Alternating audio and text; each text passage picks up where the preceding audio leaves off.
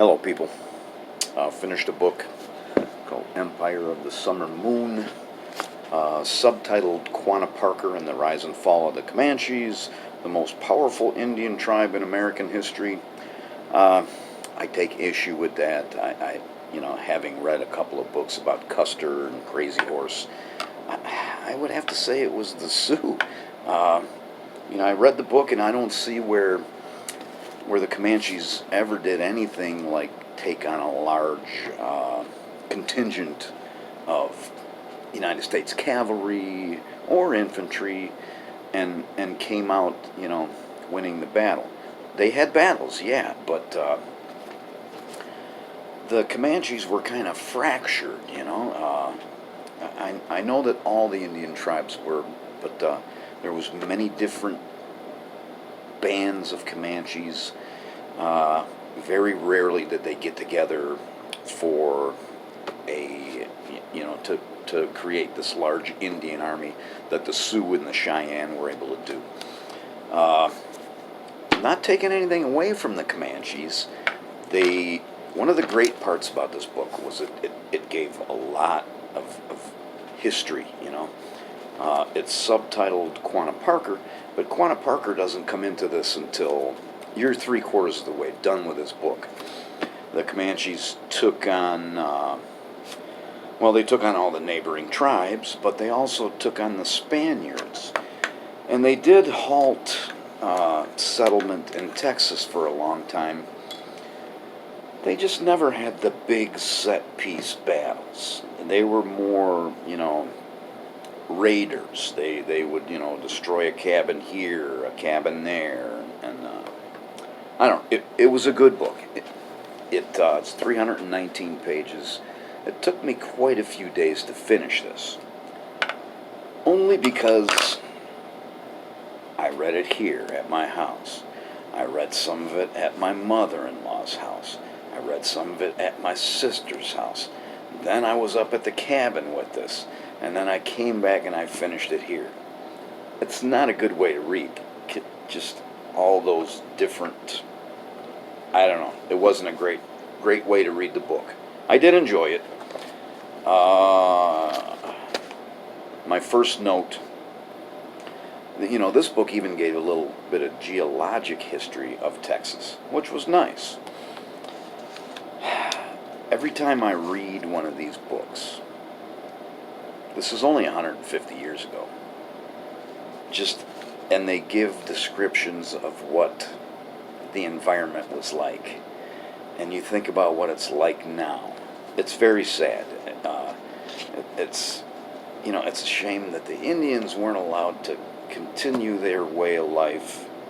They weren't saints, They had wars with each other. They could kidnap some people and brutally torture them. It seems like especially the Comanches.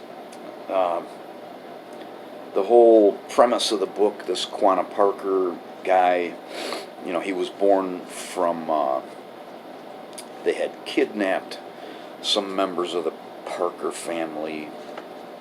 Many of them they just brutally murdered and tortured the day of the kidnapping. But they kept, I think her name was Cynthia Ann, they kept her. She grew up in a Comanche village, ended up marrying a fairly high-up chief, and Quanah was one of their offspring. She ended up getting taken back. They caught her, I don't know if it was Army or the Rangers or just some kind of militia, but they found her, got her back. She was never happy. She kept trying to escape and get back to the Indians. There's another guy in here too that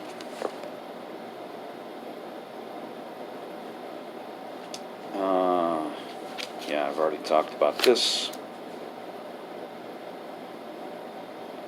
Yeah, I'm on page 194 here, and very little about Quanah. When they made all these treaties and stuff, the white men couldn't understand that there was no paramount chief of the Comanche. They had a bunch of different chiefs.